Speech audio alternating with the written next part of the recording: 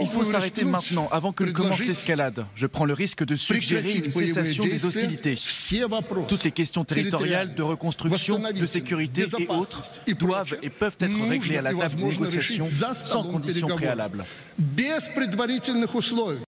Alors, il y a le côté pile et le côté passe, on le verra bien évidemment. D'un autre côté, le faiseur de paix et l'autre, celui qui critique ouvertement, voire qui insulte l'Occident, les Américains, l'Europe, pour faire court, les alliés de l'Ukraine. Revenons sur ce personnage. On a pu parfois en rire au début de ce conflit parce qu'il postait des vidéos de lui en hockeyeur ou en bûcheron. À quoi joue Loukachenko ? Ça semble plus complexe son rôle dans cette guerre. Oui, il y a un rôle de... Alors la Biélorussie joue un rôle de base arrière pour les forces russes depuis le début de la guerre.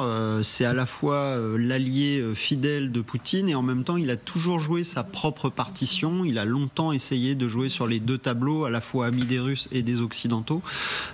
Et même si aujourd'hui sa situation est plus... s'est rapprochée de Moscou, il continue. Finalement là, une ouverture comme ça peut être dire je peux me poser en médiateur, en intermédiaire, si il doit y avoir des négociations qui s'ouvrent.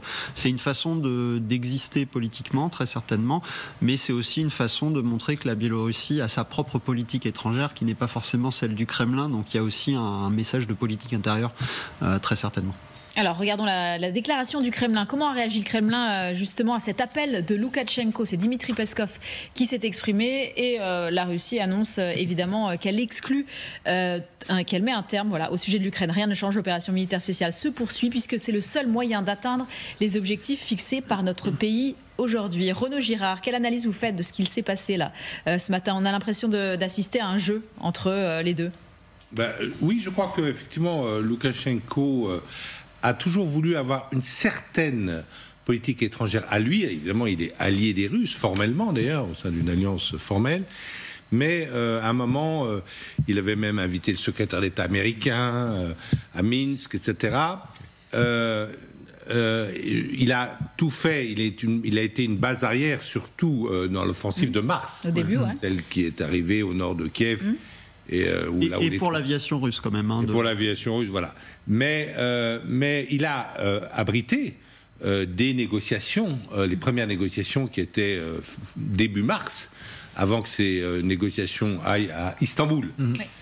Et ensuite, les négociations d'Istanbul ont échoué, sans doute en partie, c'est intéressant, à cause de Boutcha. C'est la découverte de Boutcha qui a fait que les Ukrainiens, on avait peut-être pratiquement un deal. On ne pouvait pas négocier avec les monstres. Voilà. C'est après que Zelensky a passé un décret pour ne pas avoir justement à négocier. Tout à fait. On s'était à Istanbul, enfin d'abord en Biélorussie, ensuite à Istanbul, les négociations étaient allées très loin. On n'était pas loin d'un deal, mais bon. Et donc là, je crois que il repropose, il a raison, je crois d'ailleurs, de proposer des discussions sans condition. Pourquoi il a raison de le faire? Parce que on a compris, et vous montrez des images du président chinois, c'est important, on a compris que si vous avez d'un côté la Russie avec l'aide de la Chine, de l'autre côté l'Ukraine avec l'aide de l'OTAN, cette guerre, elle ne va jamais finir, si vous voulez, parce que les moyens sont illimités des deux côtés. Et que donc discuter aujourd'hui, et ce qui est intéressant, c'est qu'il a même prononcé le mot reconstruction. Donc ce qui veut dire, c'est qu'il faudra bien que quelqu'un paye pour la reconstruction de l'Ukraine, de Mariupol, qui a été détruit, etc. Et donc c'est intéressant. Je pense que j'espère en tout cas, que les partis, là visiblement le président russe n'est pas pressé, puisqu'il a c'est moins qu'on puisse dire. Sa politique de russe, et je réponds juste à votre question, sa politique évidemment, selon Poutine, c'est de récupérer tous les territoires dits russes dans sa tête, c'est-à-dire les deux moitiés d'oblast qu'il a annexées mais qu'il ne contrôle pas. C'est ça le but de guerre de Poutine aujourd'hui. Maintenant, je pense que Loukachenko a raison de proposer des discussions. Alors, dans quelques instants, on vérifie tout ça. On va vous reparler de la politique russe et notamment du Kremlin. Vous allez voir que ça ne va pas arranger les relations entre la Russie et l'Occident et les alliés de l'Ukraine. Avant, je voudrais qu'on revienne sur une autre déclaration justement de Loukachenko. Vous savez que la Biélorussie devrait accueillir à partir de début juillet des armes nucléaires, des armes russes. Voilà ce que dit le président biélorusse. Peut-être avant tout, on va en parler à son peuple. Le complexe militaro-industriel tourne à plein régime en Russie et l'Ukraine était inondée d'armes occidentales. Je m'inquiète d'une escalade prochaine qui fera de nombreux morts. L'Occident et l'Ukraine sont responsables du conflit et je redoute une guerre nucléaire. À cause des États-Unis et de leurs satellites, une guerre totale a été déclenchée. Il n'y a qu'une seule solution, des négociations sans conditions préalables. L'ennemi reste toujours l'ennemi. Oui, et puis Loukachenko reste toujours Loukachenko, parce que pendant qu'il dit ça, il déclare aussi quelques instants plus tard qu'il était prêt à accueillir les armes nucléaires russes que Poutine se propose de mettre sur son territoire, et pour lesquelles il a fait modifier la Constitution il y a plus d'1 an, parce que c'était impossible d'un point de vue constitutionnel pour le Bélarus d'avoir ces armes. Alors ça complète très bien sa proposition de négociation de paix, d'éventuelles trêves, c'est-à-dire que c'est du grand n'importe quoi, qui est certainement tout à fait coordonné avec Moscou. Si jamais les Russes pouvaient avoir une trêve de quelques jours, quelques semaines, ça leur permettrait de remettre en ordre leur armée qui est en grande difficulté actuellement en Ukraine. Ils n'y comptent pas. On y reviendra tout à l'heure, Xavier, je vous laisse finir, mais on a des images de tout ce qui restait d'un peu vieux dans les hangars. Ah oui, et pour l'instant, c'est en chemin du vers T-55 jusqu'à l'artillerie qui a une cinquantaine d'années. Aux Russes de se remettre un peu en place, d'essayer de reprendre un peu des forces sur le terrain, ce dont il manque cruellement aujourd'hui, aussi bien en hommes qu'en munitions, qu'en armement. La proposition de Loukachenko, elle sert juste à faire diversion. Je pense qu'il est tout à fait en phase avec Vladimir Poutine, qui a un jeu de rôle entre les deux hommes, sachant qu'aujourd'hui, le Bélarus est quasi totalement vassalisé par la Russie. C'est-à-dire que grosso modo, ça devient, c'est d'ailleurs le fantasme des Russes depuis toujours, de Poutine en particulier. Et là, Loukachenko visiblement a cédé. Vous disiez tout à l'heure qu'à un moment, il a été tenté par se tourner vers les Occidentaux, vers l'Europe d'ailleurs. Avant 2020, avant qu'il soit dans une situation... Souvent, vous le notez d'ailleurs, c'est que Loukachenko peut-être, mais peut-être pas le peuple bélarus. Alors le peuple bélarus, lui, est plutôt ça, la difficulté. Tourné vers l'Europe, en fait, et aimerait sortir de cette espèce de piège dans lequel le grand frère, une nouvelle fois, le grand frère russe voudrait l'enfermer, puisque là, on a un continuum d'empire avec la Russie, je parle du côté occidental, je parle vraiment du pays russe, non pas de la Fédération de Russie, on a l'Ukraine et on a le Bélarus qui constitue un ensemble qui était tout à fait cohérent et qui est dans le fantasme de cette grande Russie sur laquelle s'appuie Poutine. Aujourd'hui, le Bélarus est vassalisé. On sait qu'il y a au Kremlin des plans pour vraiment prendre en charge le pays, l'intégrer à la Fédération de Russie. Est-ce que ça se fera, est-ce que ça se fera pas? Est-ce que Loukachenko sera en mesure de résister? A priori, pas du tout. Même s'il le voulait, en fait, a priori, il le veut même pas parce qu'il sait que sa survie ne dépend aujourd'hui que de Vladimir Poutine. Il y a au Bélarus une opposition à Loukachenko qui est en exil en grande partie, mais qui est très forte et qui pourrait, si jamais le pouvoir vacillait, reprendre le pays de manière assez rapide. Irina Kerper, comment vous accueillez cette déclaration de Loukachenko? Renaud Girard le disait, il a raison. Sur le papier, c'est vrai qu'il a raison de proposer cette concession. Juste pour reprendre, que oui, il y a des bataillons biélorusses qui se battent aujourd'hui de côté de l'Ukraine. Et donc pour Loukachenko, c'est super dangereux d'envoyer les troupes en Ukraine, parce que pas mal de gens qui participaient aux protestes qui sont mobilisés à l'armée. Donc là, pour lui, c'est la menace directe pour son régime. Mais c'est vrai aussi que tout ce qui se passe en Biélorussie, c'est toujours sous le contrôle de la Russie. Juste comme tout ce qui se passe en Corée du Nord, c'est la Chine qui est bien au courant. C'était le cas pour les accords de Minsk, déjà d'ailleurs. Oui, mais ça, c'est vraiment un signal assez dangereux, aussi bien que le bombardement de bases américaines en Syrie par Assad, aussi bien que tout ce qui se passe en Chine, les déclarations pour la guerre, parce que pour nous, c'est un signe clair que le consortium des ogres va être créé, tous ces pays qui aspirent pour la 3e guerre mondiale. En fait, aujourd'hui, il dit déjà, on est en guerre, c'est l'Occident, c'est l'Ukraine, vous l'avez entendu. Vous appelez ça un consortium des ogres? Oui, on appelle ça le consortium des ogres, et donc là, la Russie... pas certain que la Chine fasse partie de ce consortium, parce que je crois que la Chine...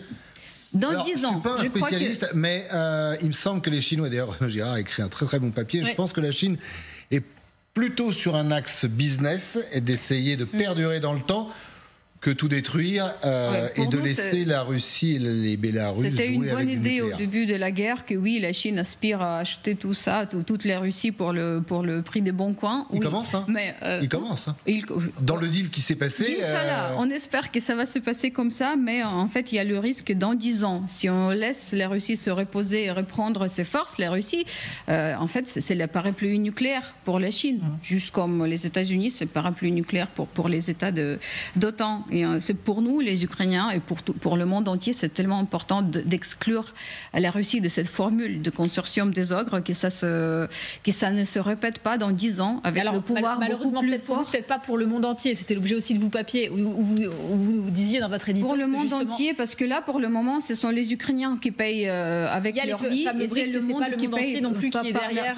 Hélas, l'Ukraine va pas résister si ça recommence encore une fois avec plus de force, s'il y a tout le monde qui s'ajoute, donc s'il y a Iran, s'il y a Syrie, donc là s'il y a le pouvoir.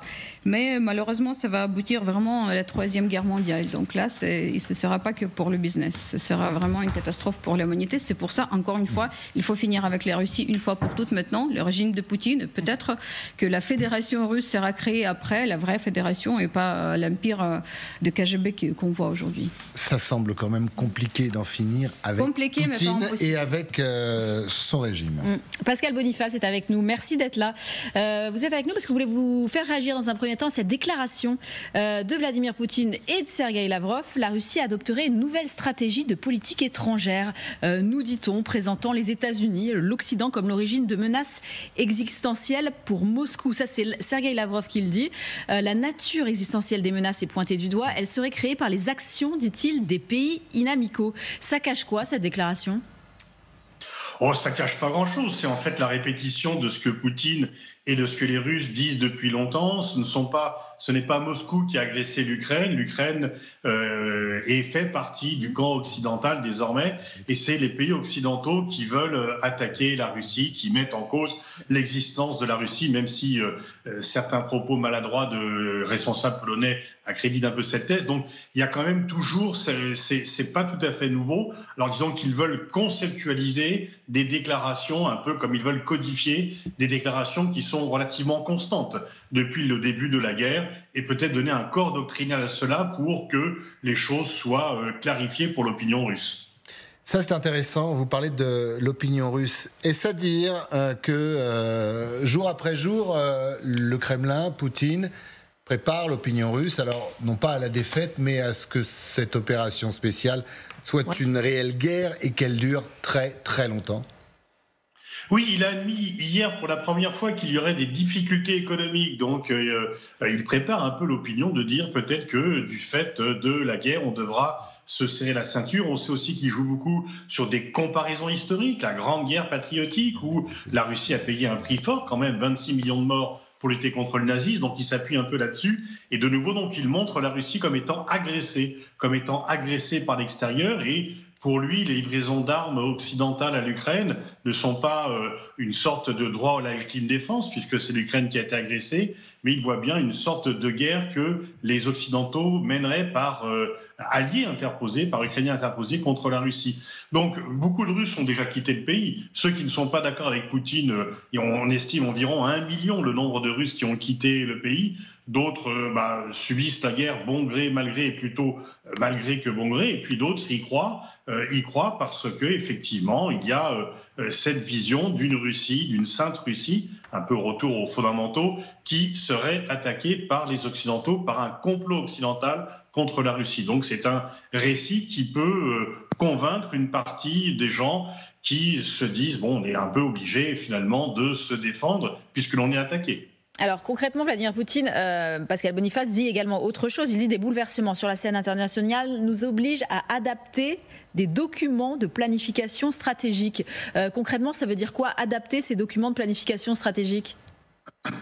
Alors, est-ce qu'il y a une sorte d'allusion indirecte au fait que la Russie a déployé des armes nucléaires en Biélorussie, ce qui est une nouveauté, même si ça ne change pas radicalement le rapport de force. c'est simplement une gesticulation. Il n'y a pas plus d'armes nucléaires et les armes nucléaires stationnées en Biélorussie ne peuvent pas plus facilement atteindre le territoire des autres pays que lorsqu'elles étaient stationnées en Russie. Mais c'est pour montrer un peu une alliance, que la Russie n'est pas seule et monter un peu de grade. Est-ce que c'est cela? Est-ce que c'est aussi une volonté de montrer une sorte de front commun avec d'autres pays qui refusent la domination occidentale et jouer là non plus l'opinion russe, mais l'opinion de ce qu'on appelle le reste du monde? C'est aussi peut-être cela, mais il y a effectivement une volonté donc finalement de prendre l'offensive idéologique et de montrer que la Russie est réactive aux événements. Cette guerre, c'est quand même elle qui l'a provoquée, et donc Poutine veut montrer qu'il ne fait que réagir aux événements et qu'il est obligé de tenir compte de nouvelles réalités, le front occidental contre la Russie. Pascal Boniface, restez avec nous. On a quand même l'impression, là aussi au fil des jours et des semaines, que la réalité est inversée. C'est-à-dire que Poutine est l'agressé et non pas l'agresseur. Et là, les dernières mesures, ce qui a été annoncé, ce que disait Anne et notamment ce qu'a dit Lavrov, voilà. C'est-à-dire qu'on est agressé par le reste du monde. De temps en temps, on essaye d'appeler, si jamais il y a quelques pays qui veulent nous venir en aide, mais... C'est le discours du pouvoir russe depuis le début. Ils ont toujours présenté cette guerre comme une réaction au fait que l'Ukraine était en train de rentrer dans l'orbite occidentale et que c'était une violation des accords qui avaient été passés avec les États-Unis à la fin de la guerre froide. Donc c'est un que le pays est rythmé maintenant. Alors par cette histoire. Il y a quand même une séquence, mais je veux dire, on l'a même vu sur le plateau aujourd'hui. C'est-à-dire que effectivement, il y a eu la rupture de mars avec la découverte de Boutcha, avec l'échec des négociations, comme vous le rappeliez. Il y a aujourd'hui une radicalisation des positions de part et d'autre de la ligne de front. C'est-à-dire que finalement, l'attitude du pouvoir russe est une façon de continuer de faire monter les enchères par rapport à Zelensky qui dit je vais récupérer la Crimée. Les Russes lui disent ben non, nous c'est pas grave, on va s'inscrire dans une guerre longue, on va mobiliser la population, on va la préparer à des grandes difficultés et vous allez voir qu'à la fin on va l'emporter. Donc on est en fait dans cette dialectique d'escalade entre les deux camps qui malheureusement rend très difficile aujourd'hui d'envisager une sortie de guerre parce que on ne voit pas bien comment l'Ukraine pourrait en finir avec le régime russe, elle n'en a pas les moyens. Et en même temps, on voit bien que la Russie, de son côté, n'a pas non plus de solution militaire aujourd'hui. Donc en fait, à un moment, la question du règlement de cette guerre va se poser. C'est un peu le sens des déclarations de Loukachenko, c'est le sens des déclarations des Chinois. Mais on voit bien que personne ne sait comment. Personne ne sait comment. Et donc aujourd'hui, cette réaction, cette escalade du pouvoir russe, alors qui se présente toujours comme l'agressé parce que c'est son discours, mais depuis des années en réalité, sert à justifier une mobilisation pour rentrer dans une guerre toujours plus longue, mais sans que personne aujourd'hui ne sache comment on la termine, parce que c'est bien ça le problème. Ni les Chinois, ni les Américains. Je pense que le point est là, c'est que cette guerre, personne ne sait comment la terminer. Beaucoup voudraient la terminer, mais personne ne sait comment la terminer. Alors, il y a une tentative.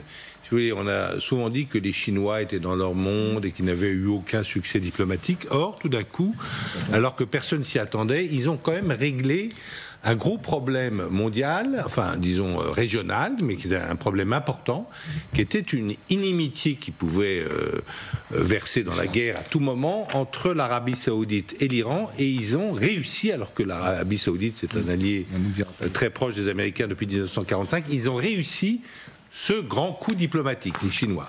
Par ailleurs, on sait que Zelensky, dans sa conférence de presse à Kiev qui a marqué le premier anniversaire de l'agression russe de son pays, il a dit qu'il souhaitait parler à Xi Jinping, à son homologue chinois.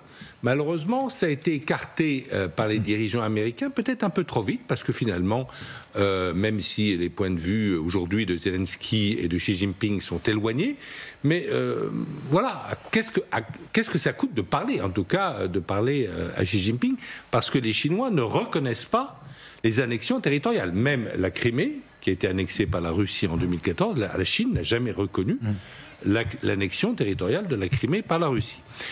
Donc là, Xi Jinping n'a jamais dit qu'il voulait parler à Zelensky non plus. Hein. C'est voilà. pas forcément les Américains combattants. Alors Zelensky, sinon, on n'a pas fait beaucoup d'efforts. Ils n'ont pas fait beaucoup d'efforts. Prenante au conflit quand même. Mais Zelensky a répété après. À 2 reprises. À 2 reprises, c'est-à-dire que bien que les Américains aient balayé ça, il a répété cela.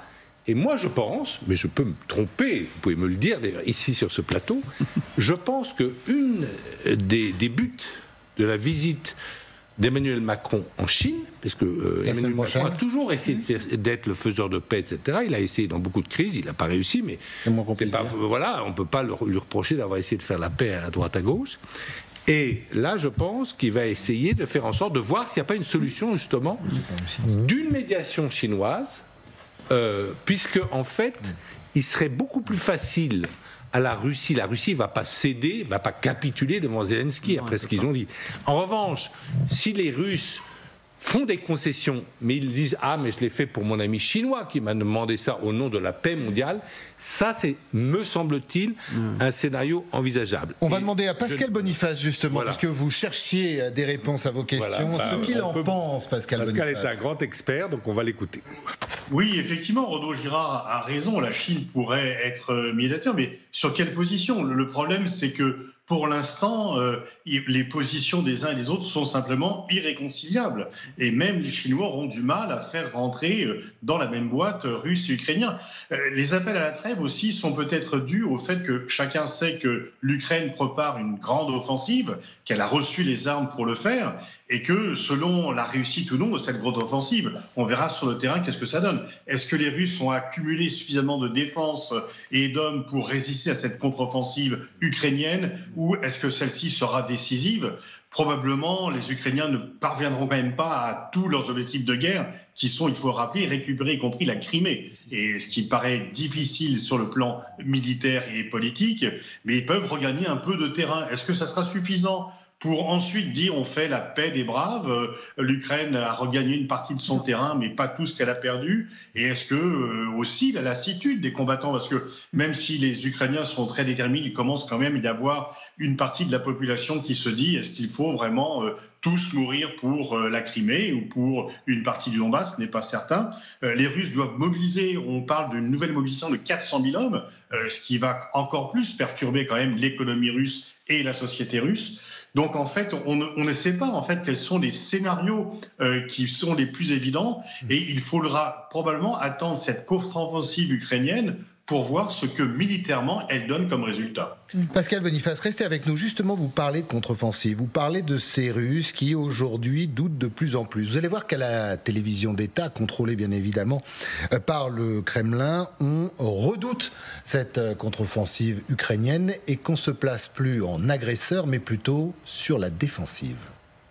Sacha, je repose ma question. Est-ce que c'est vrai que nous sommes surtout sur la défensive ? Bien sûr que oui, Olia. Bien sûr qu'on est sur la défensive. On est sur la défensive parce que...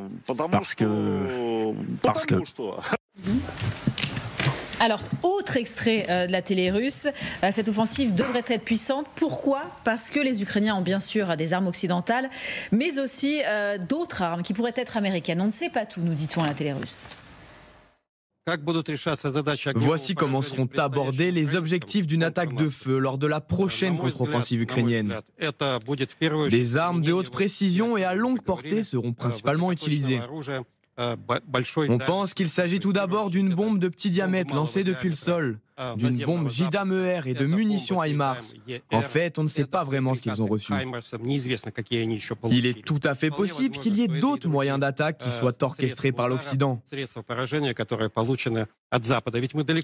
ne savons pas du tout. Nous n'avons pas encore une vision complète de la gamme d'armes et d'équipements militaires actuellement fournis aux forces armées ukrainiennes.